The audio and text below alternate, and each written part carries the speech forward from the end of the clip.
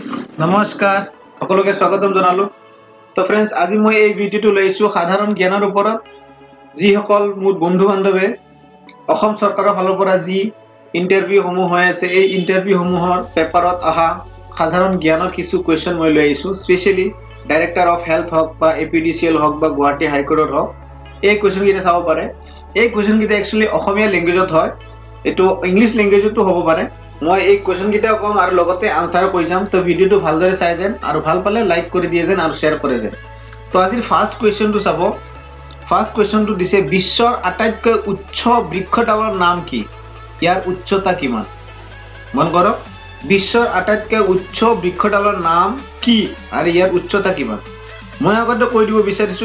এইডাল গছ আছে আপোনাৰ আমেৰিকা যুক্তৰাষ্ট্ৰত ওকে ইয়াৰ উচ্চতা হল 112.6 মিটাৰ ওকে আৰু ইয়াৰ নাম হল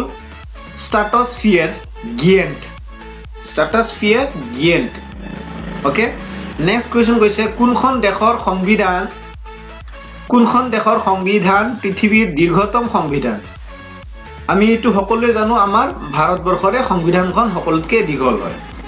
নেক্সট দিছে বিশ্বৰ ভিতৰত দীৰ্ঘতম ৰেলপথটোৰ নাম কি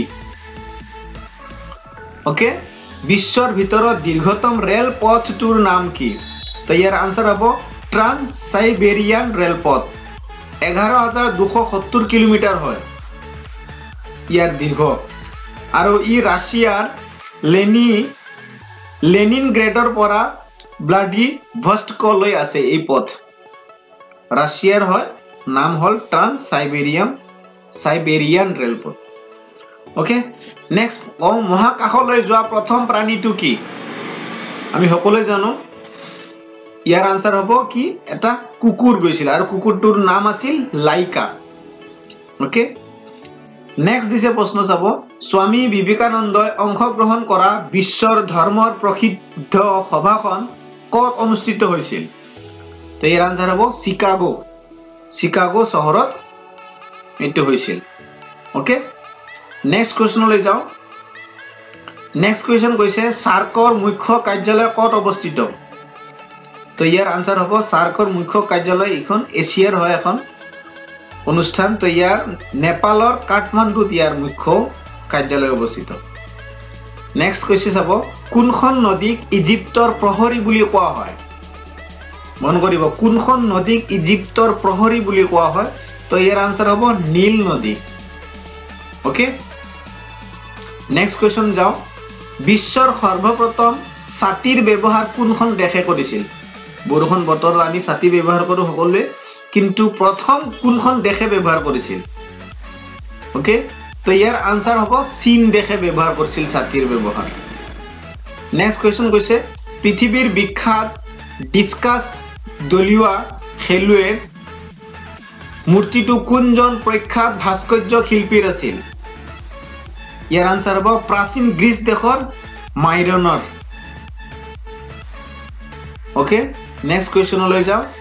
নেক্সট কোৱেশ্চন কৈছে আধুনিক ঔষধৰ পিতৃ বুলি কাক কোৱা হয় যেনে আধুনিক অৰ্থনীতিবিদ কোন আছিল আমি হিদননে পাইছিলো আডাম স্মিথ তে ইয়াতে কৈছে কি আধুনিক ঔষধৰ পিতৃ বুলি কাক কোৱা হয় কোৱেশ্চনটো কৈছে তে ইয়াৰ আনসাৰ হ'ব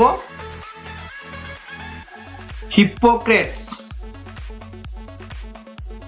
ओके फ्रेंड्स आधुनिक औषधर पितृ বুলি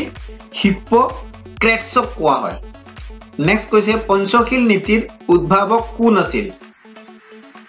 পঞ্চশীল নীতিৰ উদ্ভাৱক কোন আছিল তো ইয়াৰ আনসাৰ হ'ব গৌতম বুদ্ধ পঞ্চশীল নীতিৰ উদ্ভাৱক আছিল পৃথিৱীৰ সৰ্বাধিক জনবসতিপূৰ্ণ চহৰখনৰ নাম কি পৃথিৱীত বহুতো চহৰ আছে সকলোতকৈ বেছি জনবসতিপূৰ্ণ সৰ্বাধিক এইখনৰ নাম কি तो फ्रेंड्स ইয়াৰ আনসাৰ হ'ব টকিঅ ওকে নেক্সট প্ৰশ্ন কৈছে আটাইতকৈ ব্যস্ত সামুদ্ৰিক পথ কোনটো সামুদ্ৰিক পথ বহুত আছে বহুতো সাগৰ মহাসাগৰৰ পথ আছে আটাইতকৈ ব্যস্ত সামুদ্ৰিক পথ কোনটো তো ইয়াৰ আনসাৰ হ'ব উত্তৰ আটলান্টিক যোনটো পথ হয় তাৰে পথটো সকলোতকৈ সামুদ্ৰিক পথ ব্যস্ত পথ হয় नेक्स्ट কৈছে বিশ্বৰ সৰ্বাধিক সংখ্যক লোকে কোৱা ভাষাটো কি ইয়াৰ অপশন দিছে ইংৰাজী হিন্দী মান্ডাৰিন या স্পেনিশ তো फ्रेंड्स ইয়াৰ আনসাৰ হ'ব মান্ডাৰিন বিশ্বৰ সৰ্বাধিক সংখ্যক লোকে কোৱা ভাষাটো ওকে নেক্সট মাউন্ট এভাৰেস্টত আৰোহণ কৰা প্ৰথম মহিলা গৰাকী কোন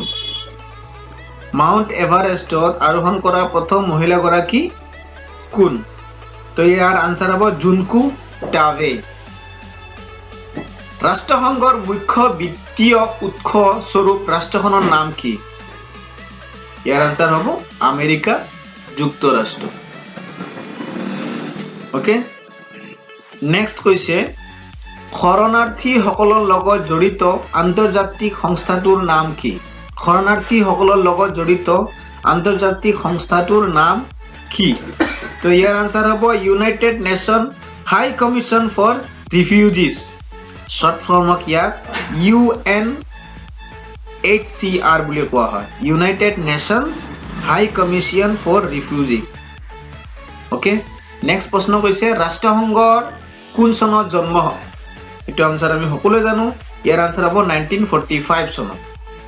নেক্সট প্ৰশ্ন সুধিছে ৰাষ্ট্ৰসংঘৰ মুখ্য কাৰ্যালয় ক'ত অৱস্থিত তো फ्रेंड्स ৰাষ্ট্ৰসংঘৰ মুখ্য কাৰ্যালয় পেৰিছ চহৰত অৱস্থিত